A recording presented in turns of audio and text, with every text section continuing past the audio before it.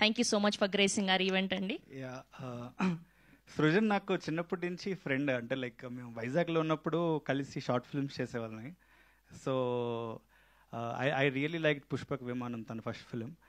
So నాకు ఈ trailers teasers చూస్తున్నప్పుడు నాకు చాలా మంచి పాజిటివ్ వైబ్ వచ్చింది. అంటే చాలా ఇన్నోసెంట్ లవ్ స్టోరీ, ఒక ఊరిలో లవ్ స్టోరీ. చాలా రోజులు అయింది కదా ఊర్లో లవ్ స్టోరీ చూసి అనిపించింది నాకు. అంటే ఇట్స్ బీన్ మన తెలుగు ఇండస్ట్రీలో నేను లాస్ట్ టైం చూస్తుంది ఉయ్యాల జంపాలనుకుంటా.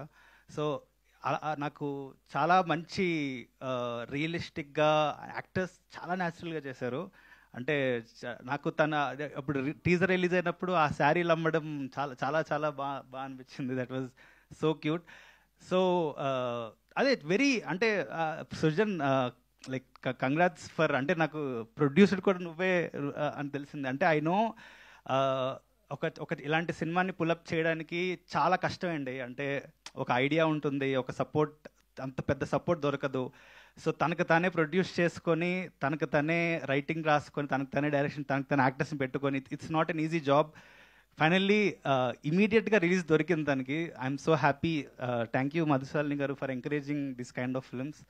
సో ఇలాంటి ఫిల్మ్స్ రావాలి అంటే డెఫినెట్లీ చాలా పాజిటివ్ వైబ్స్ అనిపిస్తున్నాయి నాకు.